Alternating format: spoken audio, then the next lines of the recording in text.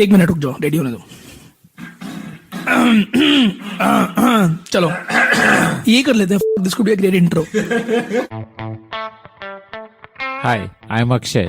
Hi, this is Saurabh, and you are listening to the Founder Thesis podcast. We meet some of the most celebrated startup founders in the country. And we want to learn how to build a unicorn.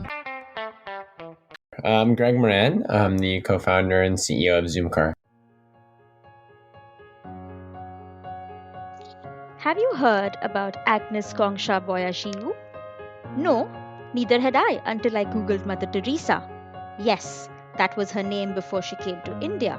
And just like Agnes, today Akshay Dutt is talking to another foreigner who came to India to solve big Indian problems at scale. Greg Moran's journey from pursuing a master's in business from an Ivy League B school to scaling up Zoomcar is a fascinating one, and it's a journey like no other. He's someone who is driven by a passion to solve global ecological problems and has decided to handle all the challenges of building a startup along with all the challenges of doing it in a country where he doesn't speak the native language and has no roots in. Listen to his candid conversation with Akshay Dutt to discover some unique outsider and insider perspectives about doing business in India. I would say, certainly a healthy amount of travel. We kind of had, pretty diverse travel where we would always go on at least 2 or 3 trips a year. Usually one trip international and then, 1 or 2 trips domestically. From the time I was, a pretty small kid, right from the time I was probably 6 or 7, is when we would, have, consistent travel, to these different destinations. So, that.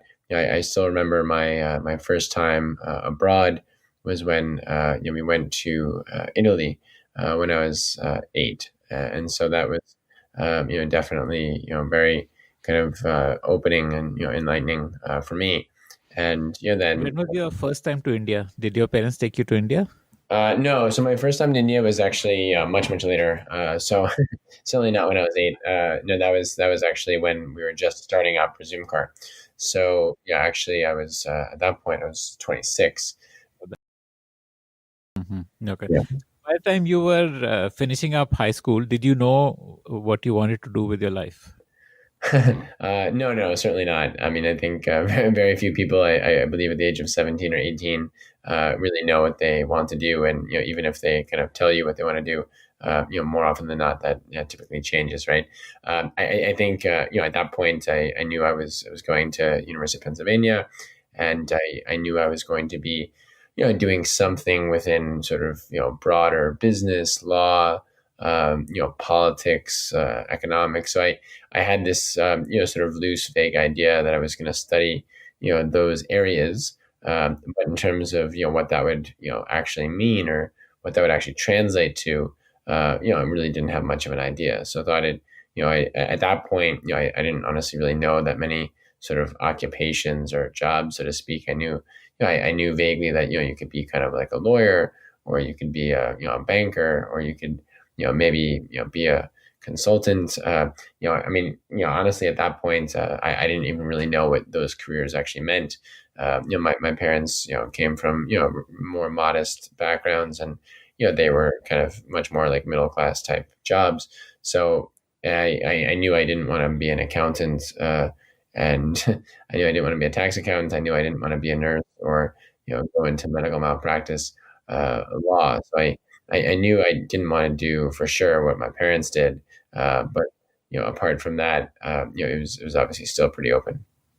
So, like in India, when you get into a college, you like pre-select what you want to do. Is it the same for the US also? Like you had to decide in advance what you want to do and apply for that specific program, or is it more flexible where you can join and figure out what you want to do?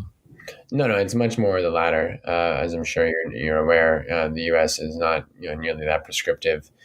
So I think you select the college you'll be in, as in the school, meaning that you have to kind of broadly select if you want to do engineering or business or arts and sciences, etc. So you have at a most macro level, you kind of select it that way, but you're certainly not selecting like a major or a minor or a specific focus area. So it's at a very high level, and even that there's flexibility, and you can change as you go along.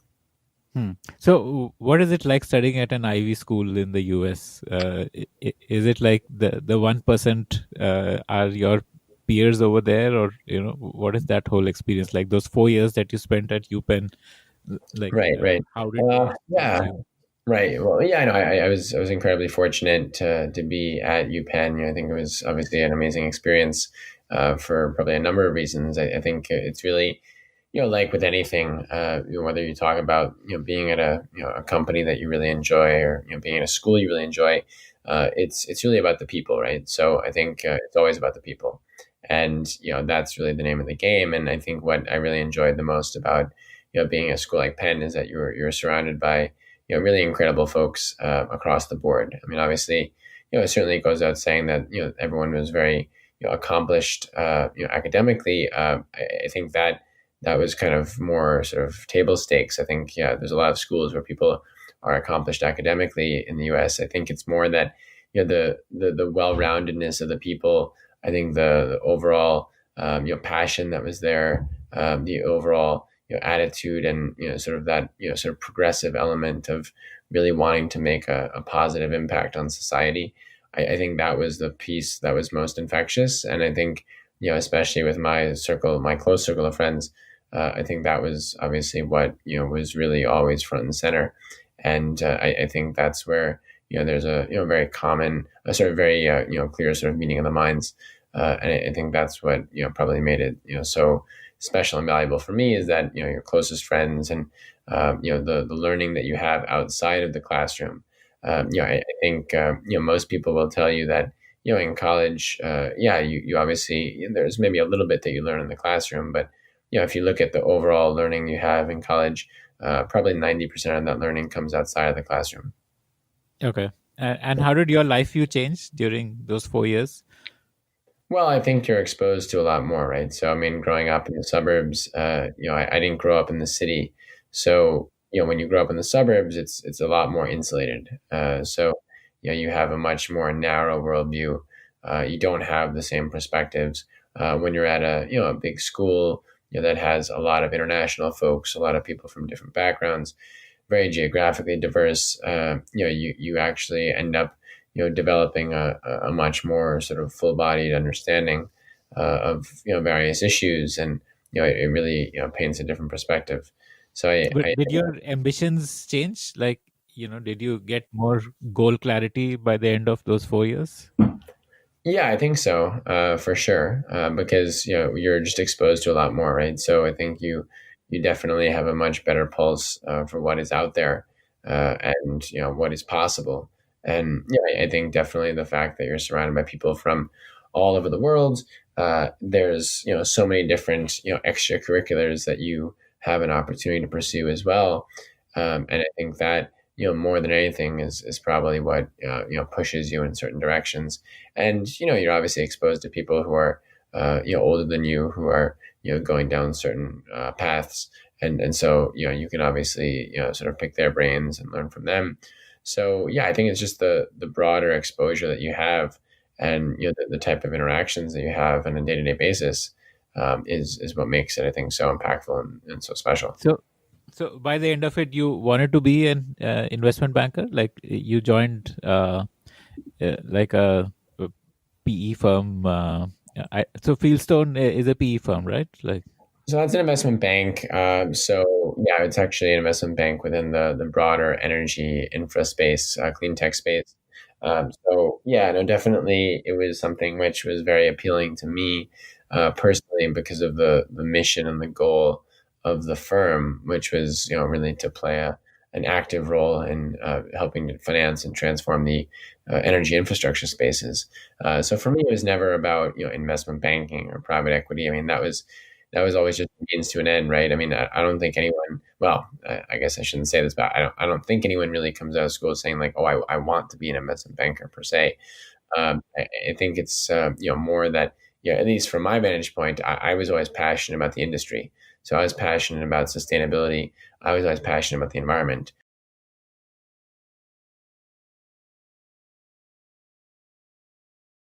Why were you passionate about sustainability? Yeah, I think, well, that I sort of had already highlighted a little bit. I think it was, for me, it was very clear that, if you kind of, zoom out for a minute, pull out, and, think about the really bigger picture, urban sustainability is by far the most important issue of our time. Because, if you don't have cities that are growing sustainably, then you just have actual calamity on your hands, where you have massive amounts of congestion, you have massive amounts of pollution, you have, very, very poor planning development, and then, quality of life suffers dramatically, and then everything starts to break down. That's So obviously an extreme scenario. that's like the logical reason, but what is the emotional reason that you got passionate about it? No, that, I mean, that is the reason, right? So I think it hits you over the head, and it's so impactful, right? So that is the emotional reason, right? Like, if you look at those statistics, I mean, just looking at the numbers, right? So, think about, cities like in India, where you have, 14 out of the 15 most polluted, rather, cities, air quality wise, and then you kind of, whenever you read these statistics, you're also, oftentimes seeing imagery around it. Yeah, I think, having visited a lot of these places, then, it's something also, even growing up in New York and being in the city, like, you can see, and, New York is obviously a lot better than, cities like, say, Bangalore or Delhi in terms of pollution and congestion. But, even being in New York, I mean, you can see visibly the effects. I mean, you can feel it. And, I think, growing up, I actually, there was a time, at least, where I suffered from asthma, in terms of, bad air quality, and, I think a lot of people in the big cities in the U.S. Would suffer from asthma, because of the air quality, and, because of the pollution. So yeah, I mean, I think that always is part of it. But I think, you can just, sort of see those statistics, and, it becomes, painfully obvious. And whenever you read about, broader forecasts around, what's going to happen to, water supply, what's going to happen to the food supply, what's going to happen, when it comes to energy supply. So all of that, just kind of hits you over the head. Okay. Yeah. So, what kind of work were you doing at Fieldstone?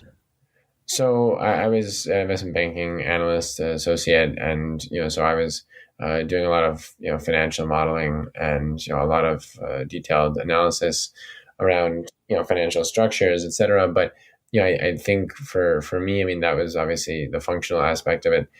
Yeah, I took the time to learn a huge amount about the renewable sector, and looking at solar, wind, energy storage, et cetera. And so at the time, we were building on a fledgling practice on the renewable side. And so I immediately took a liking, of course, to that. And I realized that that's where there could be a large impact.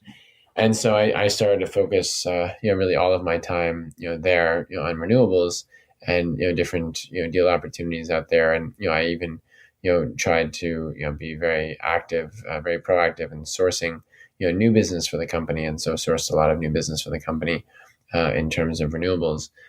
Okay, okay. So, and you also kind of were doing sales in a way then when you were getting new business, getting in new business. So it meant like you would network with people and kind of Right. go and attend events and stuff like that. Like, how does that happen Yeah. in an investment bank? Like finding new clients. Yeah, I mean, you would do all of that. I think there's no one answer, but, I think, if you look at it, it's kind of an all of the above approach.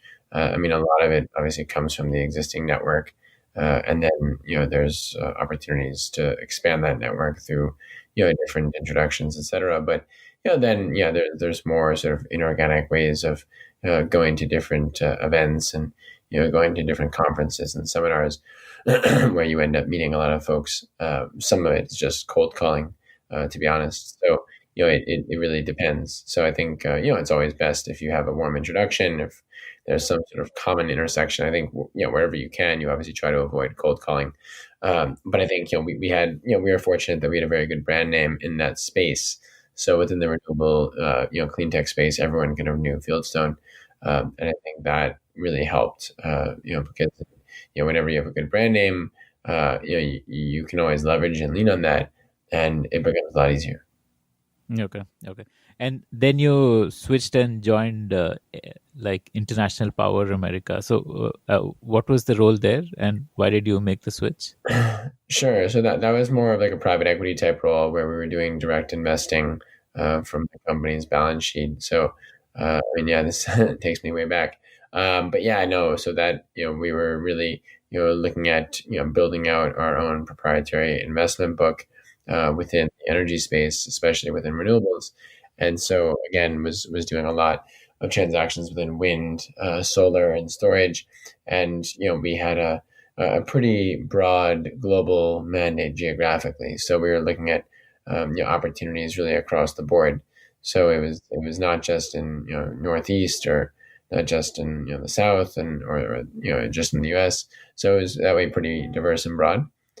So that was actually a really great experience because since we were not advisors and we were directly handling that and dealing there, the learning was actually very significant.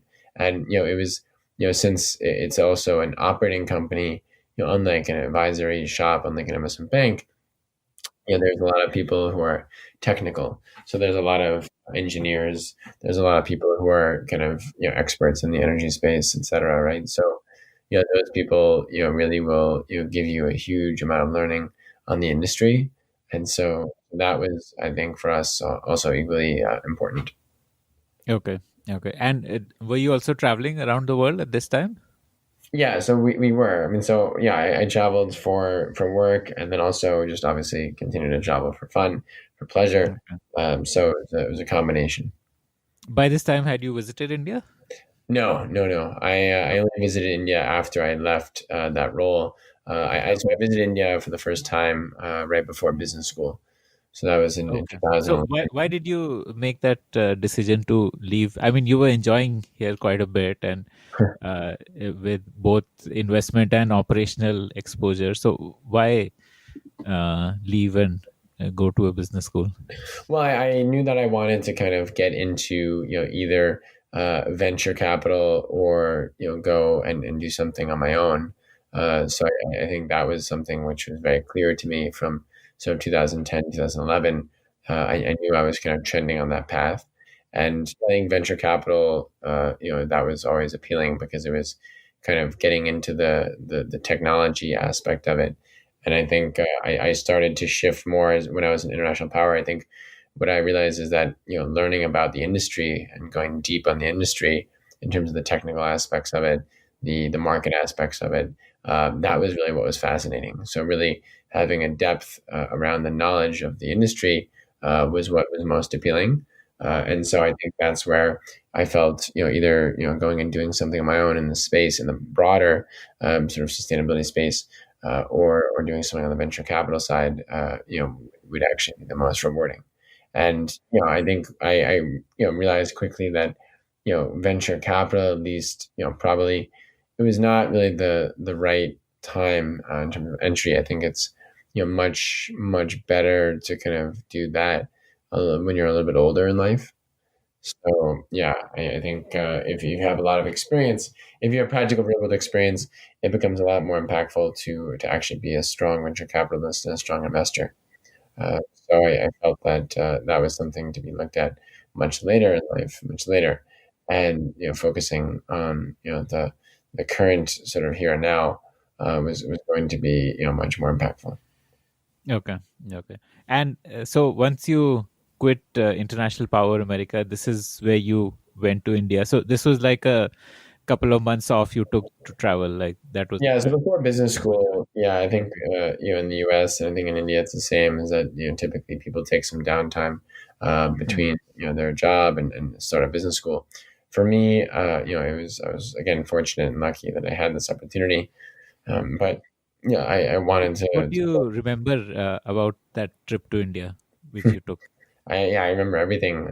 So it was pretty hard. What was like the first impression, as soon as you deboarded? Yeah, yeah. Well, it was pretty crazy actually, because for me, when I actually got out, I had to I landed in the old Mumbai airport. So this was before the international terminal was really built out. So this was 2011. So the international terminal was just getting completed at that point. T2 in Bombay, and so I flew Air India. And so Air India was pretty brutal. Direct from Mumbai, it's not. Yeah, at that point I wasn't flying business class, so that was a pretty painful 14-hour flight. So yeah, long haul for sure.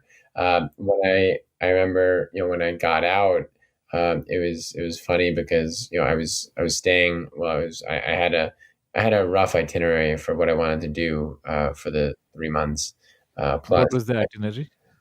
Well, it was just in terms of cities, right? So I was going to go to 25 cities, and so I was going Wow, to 25 cities, amazing. uh, Okay. yeah, so I was going to spend I wanted to do kind of 2 tours in Bangalore, 2 tours in Mumbai, Delhi, and some of the big cities. But yeah, so the idea was to start in Mumbai, and then from there go to Pune, go to Hyderabad, go to Bangalore, Chennai, go to Goa, and then kind of circle back to Mumbai, and then go north from there. So I think that was the basic idea. When I got into Mumbai, and I think I was obviously going on a pretty tight budget because it was a pretty long trip. So it was either way, it was going to be pretty expensive, and I knew I was going back to business school, so I kind of had to save money. So I was going on a pretty frugal budget. So I was staying in all sorts of, and this was before really Airbnb got big in India, and so I was staying in all these sort of like 3-star hotels. There were this is obviously well before Oyo started as well. So I was staying in all these like budget hotels, which were honestly pretty bad. Not very nice accommodations, sure. And I think that the challenge was a lot of these people, like the places, like the guys, like didn't really speak very good English. And there were a lot of issues. Like a lot of places didn't have AC that was proper. A lot of them had like a lot of mosquitoes, and there were just a lot of issues that way. So like when I first got to Mumbai, when I landed, I remember it was the middle of the night, or it was like 1 a.m. maybe. So yeah, pretty late. And I got out. I had a big suitcase, and then I had two packs because I was going to be traveling for the 3 months. And yeah, I actually remember I couldn't get a cab, so I had to take a rickshaw from the airport.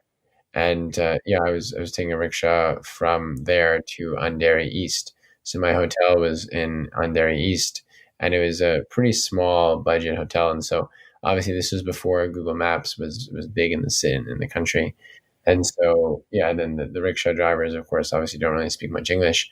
So it was pretty hard. And then the hotel, like the guy, like there was like not a proper number for the hotel, and so the rickshaw driver couldn't reach him, and then he didn't really know where it was. So we ended up, and it was very tough because I had all my bags, so I couldn't like just like get out and get a new, like hail a new car or rickshaw cab on the street.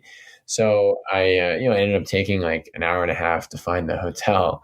It was a crazy situation, and so this was in the middle of the summer. This was in April, so it was obviously Were super you hot. stressing out, or was it like a fun adventure? No, at that point, well, I mean, yeah, not really stressing out. Like I knew at some point, we would find it. I mean, it was just going to take time. I think, yeah, there are obviously a number of those experiences of the first few weeks, and yeah, I realized that you should have to, be patient. I mean, you definitely learn patience pretty quickly in those situations because, yeah, I mean, stressing out over something like that. Yeah, I never. I mean, look, I'm not. Yeah, personally, I'm not the kind of person who stresses out really about anything that way. I kind of take it all in stride, because I know that that's not productive, it's not logical, it's not constructive, so it never really leads anywhere. So there's no point of doing that. I think yeah, you have to kind of really relish the experience, and yeah, the way to think about it is it's going to be a really good story one day, and so I think that Yeah, that's true. that's always the case. What are the stories from that first trip in India? Stuff that is still vivid in your mind? Yeah, there's dozens of dozens of stories. I mean, I think certainly, it was I think what was really cool about the trip was, it was an opportunity to obviously do a huge amount of business diligence on ground, but you could kind of mix that with being a tourist. So So business diligence, did you come to India with an agenda that you want to explore it as a business destination? yeah, well, I knew that. Yeah, so coming in, I knew that I wanted to do Zoomcar. So I at that Oh, point, really? yeah, Okay. uh, So while you were at International Power before joining B School, you already knew that you want to start something in India. yeah, so I knew that we wanted to do something in the transport space and wanted to do something in the kind of the consumer facing mobility side, within Hmm. personal mobility, and Hmm. that was definitely something which was front and center for us. And Okay. the trip was really confirmatory due diligence, and So going, what do you mean by we? Like you my had your. co-founder, my co-founder and I. Okay. Okay. Yeah, Okay. yeah. And how did you meet your co-founder? We were friends from school, undergrad at Penn. Okay. So Okay. yeah, Okay. we're buddies from there. Hmm. So, like, India was one of the options that you were exploring, or you were clear that, okay, we want to do mobility in India? Well, I think we were clear in India, and then I think we were pretty clear on mobility in India as well. Just given as I think I mentioned, it's if you want to do something in renewable energy, broader sustainability on the power infrastructure side, it's pretty tough because it's a long slog, it's a long haul, very expensive, very slow approvals, procedures, just not something that you can really do in a very short period of time. So simply put, and I think that was really for us at least what kind of came out, and so yeah, we wanted to make sure that we were going to be able to do something that could scale. So I think that's why we looked at what we did. Okay. Yeah. But I mean, like, how did the idea of India come into your mind? Like, I mean, you have never visited India. How did that idea originate that, okay, I'll do this in India? Yeah, well, no, as I mentioned, it was something where I had a lot of professional experience with India in my earlier jobs, where there were a lot of deals and a lot of opportunities that we looked at in India. So yeah, that was for like 3 years, right? So 3 years, 4 years. So I think that really helped, and that obviously was an important driving factor, motivating factor. Also, as I think I mentioned, at UPenn, I ended up meeting a lot of friends, meeting a lot of guys and good buddies from India. And so, yeah, even from the time I was in college. So, I had a chance to meet with their families as well when they would visit. Their dads or moms would talk about India as a destination and as a sort of a commercial opportunity as well. So I think that it was certainly helping and conspiring and influencing me in that direction, which I think was good. And then, finally, even going back to when I was in school, I also studied a lot about India. So, about like, history, political economy, even the food. So all of that was certainly there in a favorable way. Okay. Okay. So your co-founder David was also traveling with you when you came to India, or this No, so actually, he was not. So he was in the U.S. Due to his job constraints at the time. But so I ended up doing all of that digging and being on ground myself. So yeah, that was also something which made it, on some levels, very exciting, because when you're traveling alone, it's very empowering, right? You have to kind of just go out and make something happen, uh, right, as right. opposed to being with someone else. So there's a different level of proactiveness So around. this was like a reconnaissance mission in a way. Yeah, yeah, exactly. That's more or less, as I said there, it's, kind of a lot of fact finding, a lot of diligence, etc. And that was, for 3 to 4 months. And what was your takeaway at the end of it? Like, did you think that yes, it's doable? Did you form a thesis on how you should do it and stuff like that? Like, Yeah, yeah. No, I mean, I think, definitely. So, I mean, more than anything, I would say it really motivated me in a big way to kind of get after it. And, it really strengthened, I would say, really fortified the conviction around what we were doing. And, basically said that, this is, you're barking up the right tree. You should be just going more, at a all out pace and go head first and go 1,000 miles an hour to make this happen.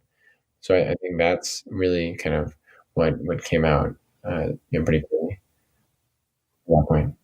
Yeah. And so you joined USC Marshall School of Business, and so when you joined, you were already clear that okay, you're going to start a mobility business in Right. India. So, Right. so then obviously that experience in the B school would all be through those lens only, I'm guessing. Right. Yeah. Yeah. No, for sure. And again, there I was fortunate that we had, I think, like 10 or 11 people from our year who were from India, who were in the school with us in the class. I think maybe 220, 230 kids in the class, in each year. So yeah, so a decent number. And yeah, I mean, it was something where I actually always felt that they were very helpful and certainly insightful. And I ended up a lot of connections I ended up making with the community in India. Actually came from them. In fact, one of them ended up investing and became a good friend.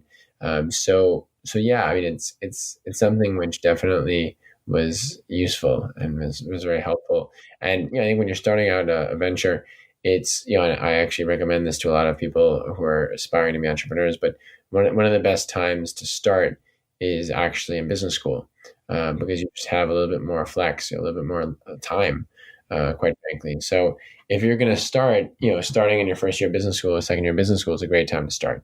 I think the only downside to that is, sometimes if you need to, invest money or put in money. So like, a lot of startups are, almost all startups, in fact, are bootstrapped to start. And almost 100% of startups have founders put in money, right? So that's there in almost every case that I've ever seen. It ranges, of course. Can range from 5 lakhs to 5 crores. But yeah, so it's something which of course you want to do, and it's actually a big red flag if you don't. So yeah, so that's why like 99% of people do, to some level, and yeah, so that's why it's a good time to typically do it in college or in undergrad or graduate rather, whether it's MBA or master's or whatever you're doing. So I think for me, it was, yeah, obviously an MBA course, 2-year course, but I ended up sticking around only for a year and dropping out after that. The first year was really crazy because I was, working, full steam in school, and I started the Energy Club, and I was the president, and I was rallying there and doing a lot of clean tech work. And so part of that was kind of like a hedge in the event that Zoomcar wasn't working out. And then overnight, because of the time difference, like basically from like 11 p.m. onwards, I would work on Zoom, and I would call people in India.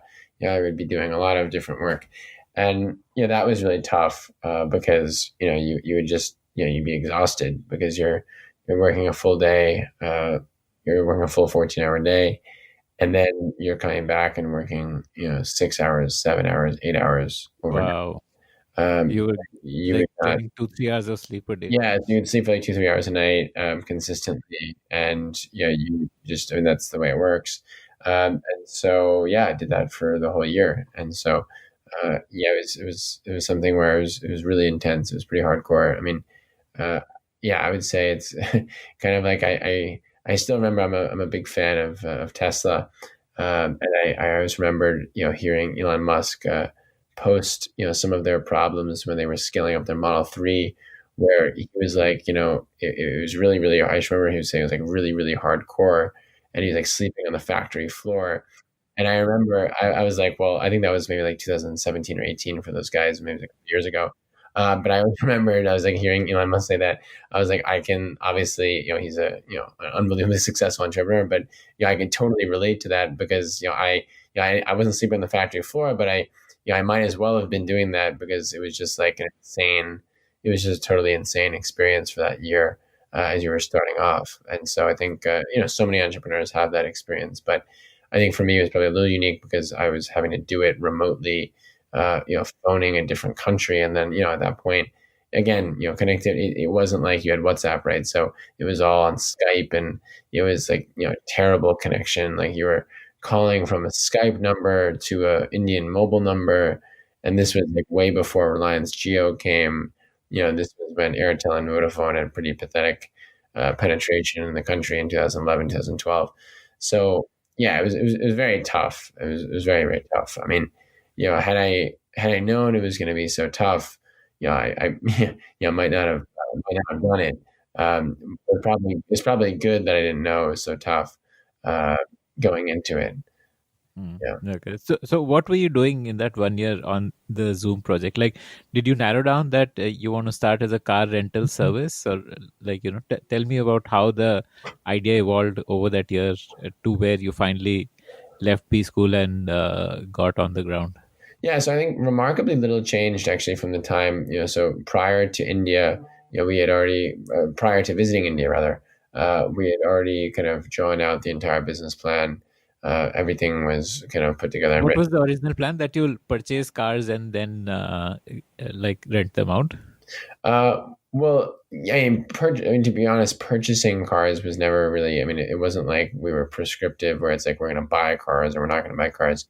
We wanted to just acquire, I mean, ideally, like initially, we figured we could aggregate them and then, not buy cars. I mean, ideally, look, if you can obviously avoid buying cars, if you can just, onboard them onto the platform, that's Aggregate them how? Like, there was no, I mean, so I'll tell you what I'm confused about. Like, say someone like an Uber could aggregate because they were already taxi service providers, but India didn't have a car rental industry as such. So what would you be aggregating? I mean, you were basically in the rental space only, right? Or were you looking at a shared taxi, like a Uber kind of a? No, no, no. So we were always looking at something on the personal mobility side where you were going to drive yourself. So that was always the case. We looked at the taxi market and the ride hailing space. At that point, Uber was just coming up in the U.S. And I think we never believed that model worked. And I think we are proven correct, right? So I think Uber and Lyft have obviously been failed companies. There's been none of the ride hailing companies globally have worked. Ola has obviously totally pivoted their business and basically are shutting down their ride hailing business, right? So they're hardly doing anything out there. Now they're pivoted to be an electric scooter manufacturer. So yeah, so it shows that I think we and not to toot our own horns there, but I think we had a good amount of prescience, knowing that model was really not going to succeed long term, and yeah, I think that's proven out today. So I think at least in terms of profitability. So I think the point there was for us at least personal mobility was always the answer because it was always going to be cheaper. It was always going to be less costly. It was going to always have a more profitable market opportunity. So that was something which made it I think always more appealing.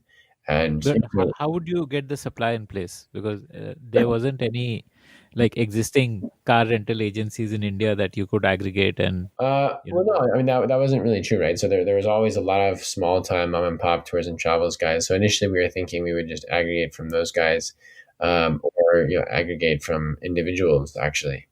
But then I think what we realized early on was that the regulation was actually pretty tight and was not allowing for those type of aggregation models.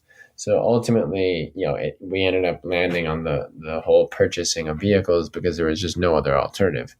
So that was, yeah, obviously, I don't think anyone is going to go in and say like, I want to have to spend more money and do more effort to get inventory, right? Like, if you had an option, I don't think anyone would necessarily advocate for that option first. So I think, yeah, it's more, yeah, the end justifying the means and kind of as long as the cat catches the mouse. So I think that's really more important for us.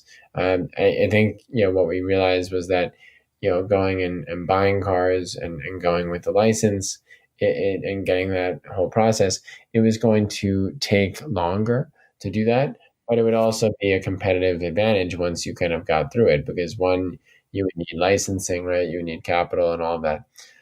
So yeah, so that was, I think, kind of the reason overall. But did you have money to buy cars, or you did a angel round or something like?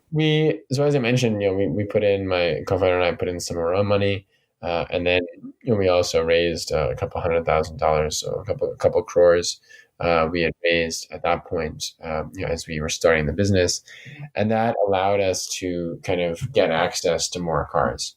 And so we started off with just 7 cars in Bangalore. I still remember we had 4 Ford Figos and 3 Mahindra Scorpios, and I still remember the license plate numbers. 1148 to 1154 series KA. So I still remember everything about the first vehicle delivery, where actually it was we actually did a home delivery to the customer who was in his office in Koramangala, and he handed us a bag of cash. Because all of this was, of course, totally this is, of course, very clean. This was all legitimate, goes without saying. But no, this was it was funny because it was a bag of cash. I think it was like 13,000 rupees or something, because we didn't have a functioning payment gateway at the time. So we hadn't even gone live with the website, the integration yet. So it was kind of like a pre-sale. So the only thing we could do is take cash, because there were no ways you couldn't take like a remote digital credit card, where there were those payment, there were mobile POS systems at that point. They just launched in 2012. But the problem out there was that they were not reliable, and they were very expensive. So it was not very. How did you actually get the initial things done? Like, is it easy for a person who's not an Indian citizen to start a private limited company and No, of buy course not. cars and stuff like that? No, of course not. Very difficult. At that point, it was extremely difficult. Now today, it's a little bit easier. It's still not that easy for foreigners, but no, it was brutal, because the process, for us. So we actually set up largely the Indian entity from the U.S., which made it even tougher because of the whole KYC issue.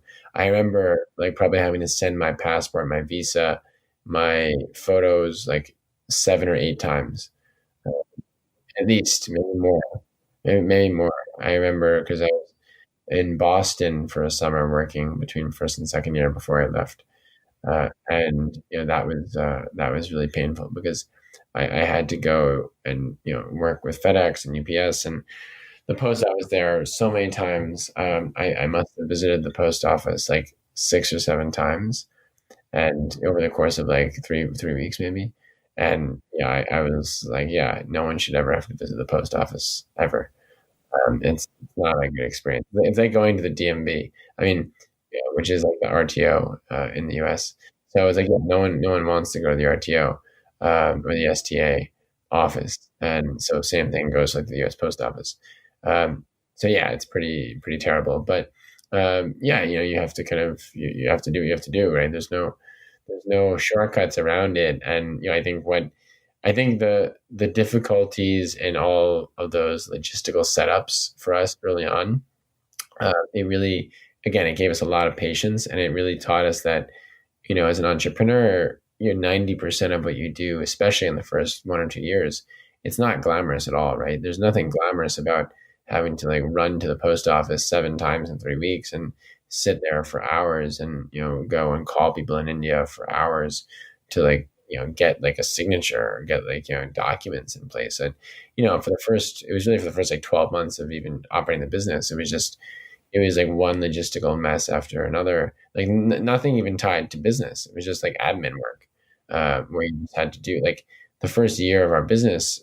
I was like so bogged down, like when people like asked me like, how do you spend your time? And I spent over half my time on admin, and they were like, that's insane, right? Like no one would ever choose, like, why would you do that?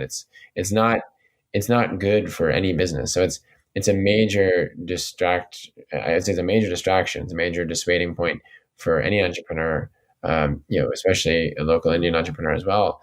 So it's just not good. I mean, I think the government now has, they made some strides, but they claim to be like very, entrepreneur friendly, but that's just wrong. That's just not the case. The government's not.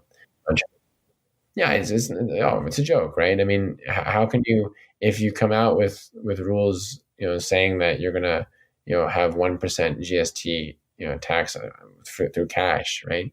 Or if you even, think about, making, startups pay GST at that point it was VAT or service tax.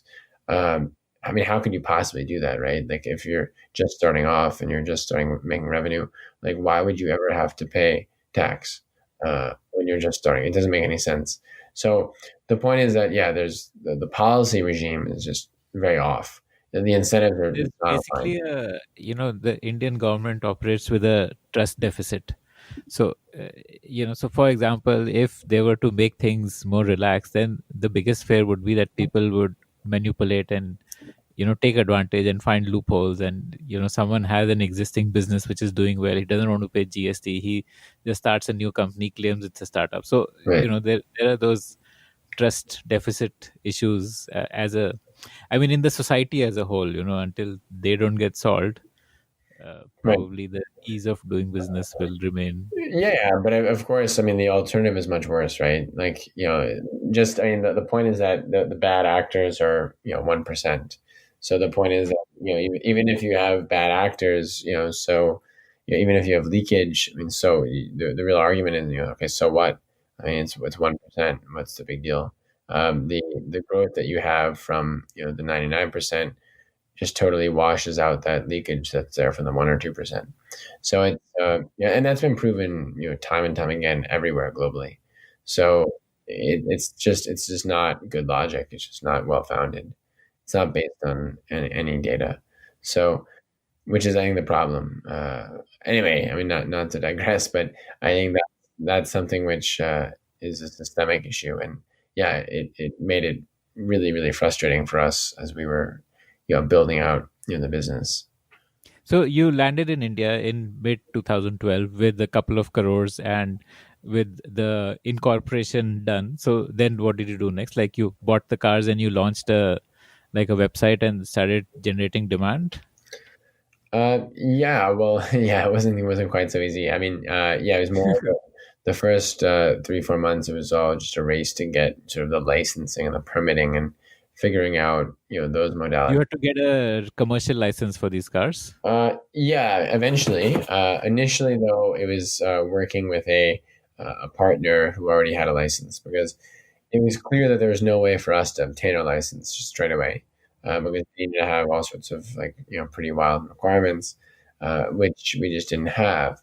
So yeah, we realized that it was going to be pretty tough and a bit of a slog to do that. So you like got into a rental arrangement or something with that partner where you would pay him a rental for the cars and um, like something like that. Right. That's right. That's right. Yeah, it was basically sort of a rental model type. It was almost like an operating lease to this individual, to this small tourism travels player. So we worked with him exclusively for a 12-month period. Okay. Okay. And how did you generate demand? Yeah. Initially, we generated demand just through really strong word of mouth. We didn't spend marketing money at all for the first 2 years. We didn't invest anything for the first 2 years. So it was all about just creating that positive buzz, word of mouth in the market, a lot of referrals, and then it spread that way. And we did some ground activation, so to speak, at petrol bunks, so diesel bunks. So that way, definitely potentially makes sense. And then we had a couple of strong alliances where it helped us kind of build more credibility. I would say, Hmm. yeah. Hmm. So initially, what was it? Was it like a on-demand car, like you just book it and it reaches your home, or did you have to go to some pickup point and pick it up the way it is in the West, or like? Oh, Yeah, no. So early on, it was a self pickup model where you had to kind of go, into one of these distributed parking facilities, which is going to be across the city, and so that was actually always the focus. so by end of 2012, you had like 7 cars and you were in Bangalore. So how did that proceed? Like by end of 2013, where were you at? And Right, right. Yeah, so it was pretty wild the first year. As I said, there was huge amount of time just spent on general admin and trying to get all of these licenses and approvals in place and just registrations in place. So leaving that, notwithstanding, but I think the focus for us was on getting our primary self-drive permit, which ended up coming in the first quarter of 2014. So that was like a 12-month plus process. So that was the big one for us, because we knew that that was the limitation to our supply growth. So without having that in place, there was no way that we were going to be able to grow supply, because our first partner, the tours and travels company that we were working with, he had a constraint and a limitation where he couldn't take cars beyond a certain point. So we kind of took him to 50 cars, just sort of 50 cars, and we couldn't go and add any more cars with him. And so yeah, that was the constraint. So I think ultimately it was just about getting that permit so then we could ultimately purchase cars on our own. Okay. This must have been a capital intensive scale up. You would have needed to raise a lot of funding since you were purchasing the cars. So initially it was, because we, also you couldn't really get that much debt, right? So I mean, it was always, on debt. So there was never a doubt that you need to have significant debt, because there's no way that you can buy cars on equity, right? So that's just too much money, and it's just not very productive ROA. So yeah, it was definitely something where my finance background helped a lot, because I had a expertise actually in debt. I had done a lot of structured debt, a lot of project finance debt, so asset-backed debt. So non-recourse debt was something I knew quite well, and I think that also probably was one of the reasons why we were able to get so much debt, is because I actually had a personal professional background in that beforehand. How soon did you tap the market for funds, like be it debt or VC funding? Well, they're very different, right? So, VC funding, we, we're always talking to folks in the very beginning. So, that was something where, we had individual investors come in, and then, gradually institutions, small institutions, and much larger. So, I mean, our first sort of VC PE investor was Sequoia, and that was the end of 2014. So that was about 6 years back. And then from there. How did that happen? Like your skills previously of which you learned while you were at Fieldstone of getting new business, like they must have helped you here in terms of networking and opening doors of VCs and stuff like that. Yeah, and I think it certainly helped to a point. I think it's more about just like getting your foot in the door, and then I think from there you kind of take it ahead. But it's really, for me, having done a lot of, as you said, sort of, sales type work in investment banking, where you kind of understand how to bring in different relationships into the mix. So certainly it was easier, I think, maybe to navigate that landscape and understand it a little bit better.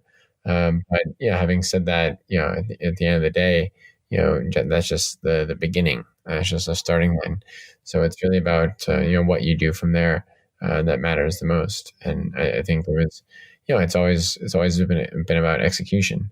So the game has always been execution. Okay.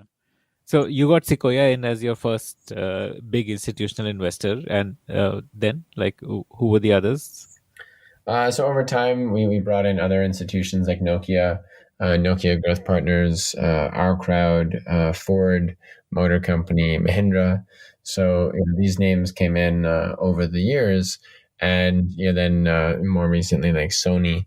So Sony Ventures, which is one of the that's their venture arm of Sony.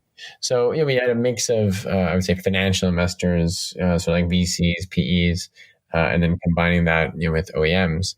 So it's always been a pretty balanced overall endeavor, I would say. Was it tough getting money from Mahindra? I mean, considering that Mahindra is like an old school Indian business conglomerate who typically does not do Indian business conglomerates have not typically been doing like VC funding, startup funding, though now they have, but at Right. that time it must have been you must have been one of the earliest ones. So they hadn't done too much. So I think there were a few examples before us, but I think it obviously depends, what group company you're talking about. because we were actually in M&M, we were on the automotive side, so it was a little bit different. But yeah, I think it helped that Ford actually had done an investment earlier, and so even at that point of time, Ford and Mahindra were working on this broader alliance, this strategic partnership. So I think that also helped on many levels. Yeah. Okay. You got to meet Anand Mahindra also. That's right. Yeah. So I met Anand a few times. So that was obviously, certainly quite an experience. So not something you'll ever sort of forget. I mean, his office alone is pretty incredible. I mean, we met. I still remember the first time we met was if you're familiar with Bombay, it's actually all the way down in South Bombay. Right near, actually right behind the Taj Hotel, the Taj Mahal Hotel, where unfortunately where the attacks were in 2008.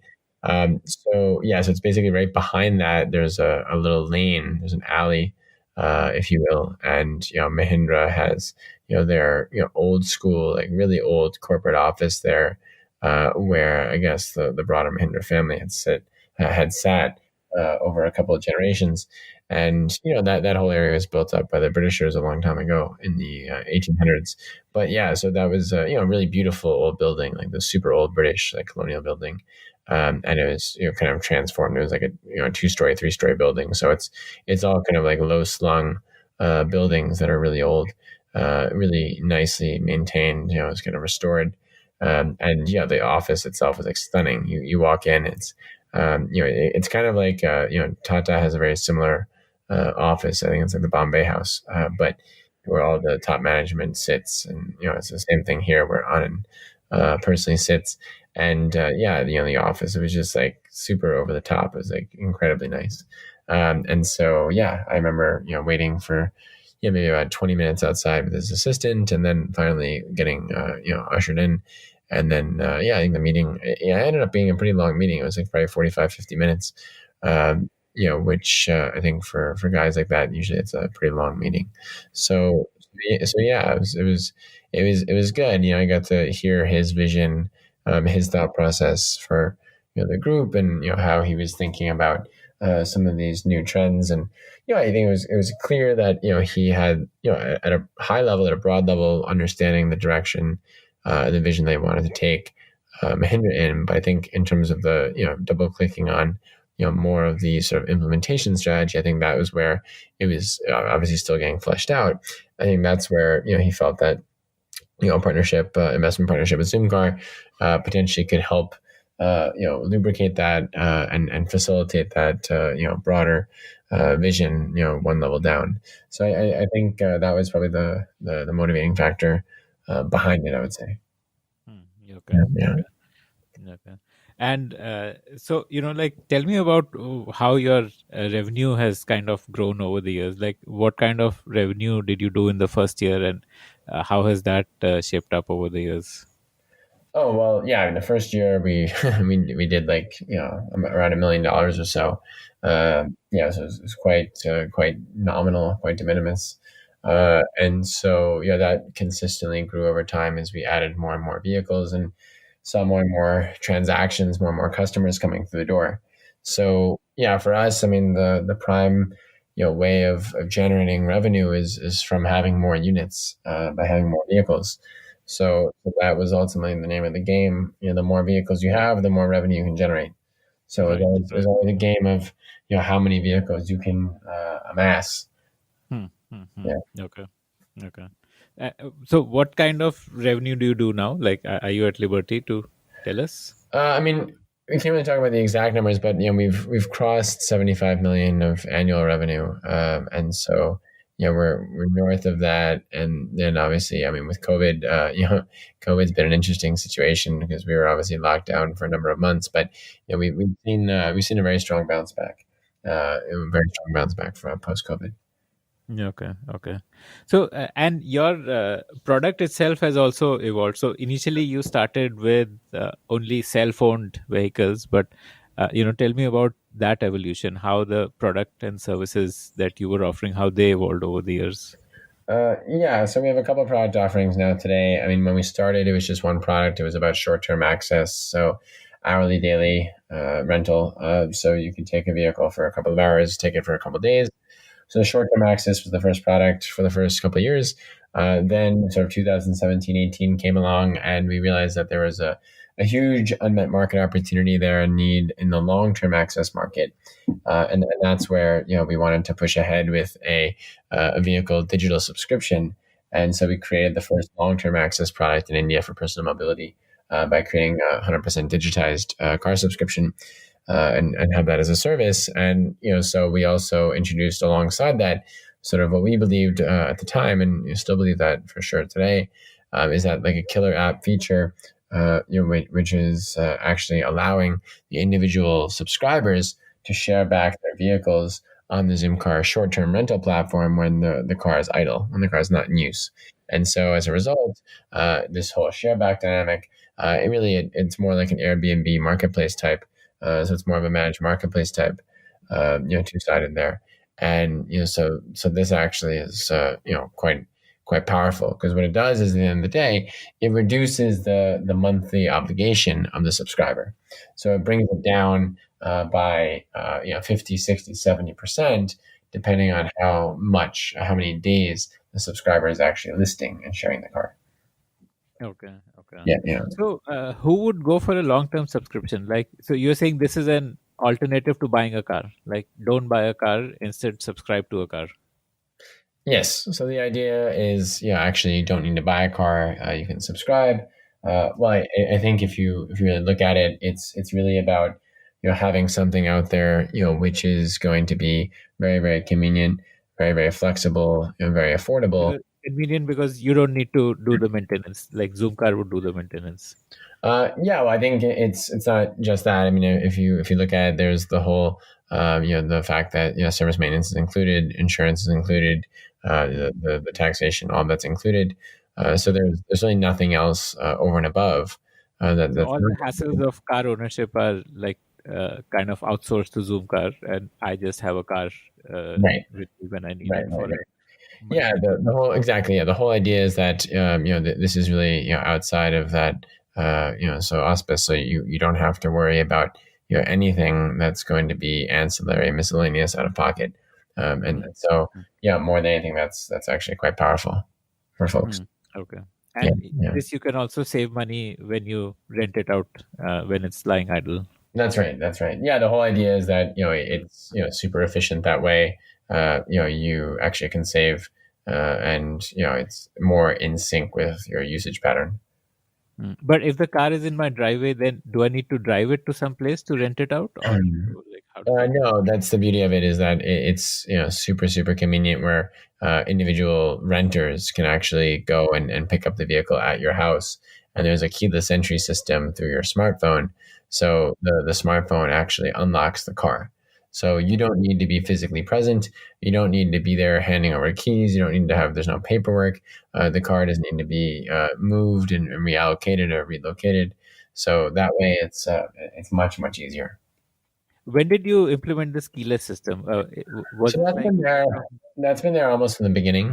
So it was there in initially there was a version 1 of it that was there for some time. Didn't unfortunately, the technical aspects of it didn't work out that well, so we kind of shut that and then relaunched it in 2016. So it's been really in-house, or in-house. Yeah. Oh, wow. Okay. So initially we were working with third parties. We realized that was not scalable. There were a lot of challenges on the tech infra side. So we realized that we had to bring those capabilities in-house. And that's actually now a precursor to kind of one of our current business lines, which is around enterprise SaaS. So our next product has been around enterprise SaaS and really focusing on mobility technology as a service. What is this product? Tell me more about this. Well, this is, I'm sure you would have seen ZMS, Zoomcar Mobility Services. So this is our B2B enterprise SaaS offering. And so, we effectively offer, 2 core products. One is vehicle connectivity as a service, so IoT as a service, which is around real-time, driver scoring, vehicle health monitoring, the real-time digital remote access. So the enterprise would get a dashboard where they can log in and see all the data about their fleet? Yeah, so that's part of it. It's a hardware come software solution, but yeah, so that's part of it. It's really the IoT connectivity as a service side is really oriented towards different fleets, and it's more fleet owner operators more than anything else, and different vehicle form factors. So yeah, so that's over there. The other pillar for us is sort of the vehicle yield management services, which is effectively a like revenue maximization function. And for that, it's giving aspects of our subscription software and our renter software, and exposing that, from a white labeling standpoint, to OEMs, to dealer distributors, or actually also to the fleet owner operators. Give me So an example of this. Like, so we work with a number of OEMs. So we work now with multiple OEMs in India where we have white labeled, and so that's something where you will be announcing a lot more of those partnerships very soon. But all of the top OEMs now in India we're working with on this white labeling, where they actually white label our software as a service. so, like Mahindra could, for example, be using this where instead of buying a Mahindra car, you subscribe to a Mahindra car, and that is powered by Zoom at the back end. Is that what this is? Right. So it's white labeled. So it doesn't like say anything about powered by Zoomcar, but the whole idea is that as a At the back consumer, end, yeah, at the back end. So the whole point is, as a consumer, you see Mahindra subscription. So yeah, that's right. So that's the whole idea.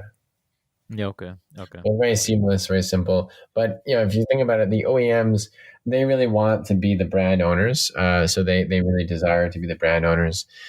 So that's something which is really important, is that they want to be the custodian of the customer journey, and really have that sort of end to end. Yeah. Okay. And so the products you've told me so far, you have these two enterprise products, IoT and the white labeled solution, and you have Right. short term ride within the city and long term Right. subscribe to a car. Yeah. What else? So those are the products. Those are the three core products. So What about intercity? Like, can you pick up the car at one place and drop it at another place? yeah, you can do that. We don't really consider that a different product because that's still within short-term rental. So yeah, within short-term rental, we have intercity one way, we have intracity one way, flexible, sort of free float drop. We have airport pickup, we have railway station pickup.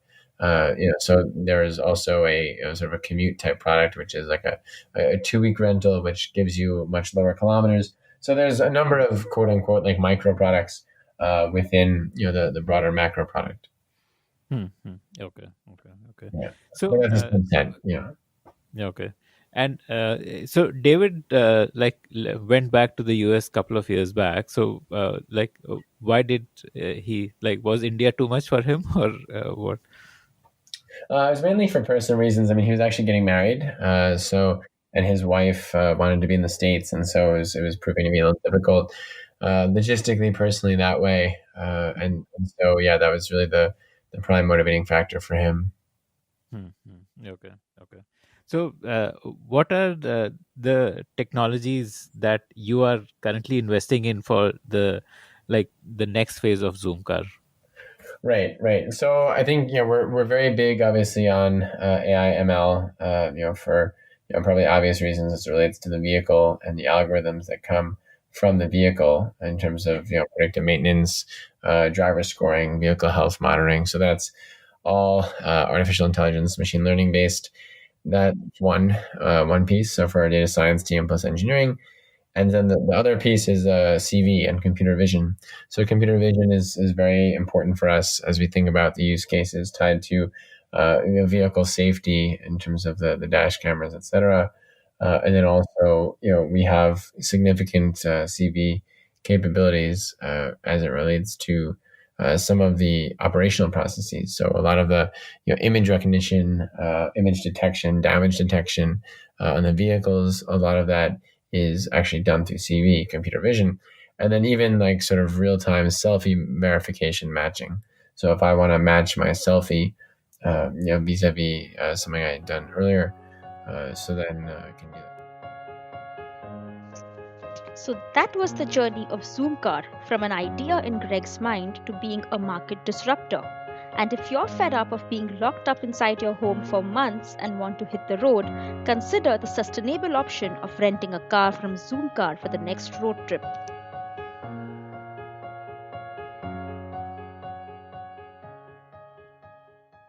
If you like the Founder Thesis podcast, then do check out our other shows on subjects like marketing, technology, career advice, books, and drama. Visit thepodium.in, that is thepodium.in for a complete list of all our shows.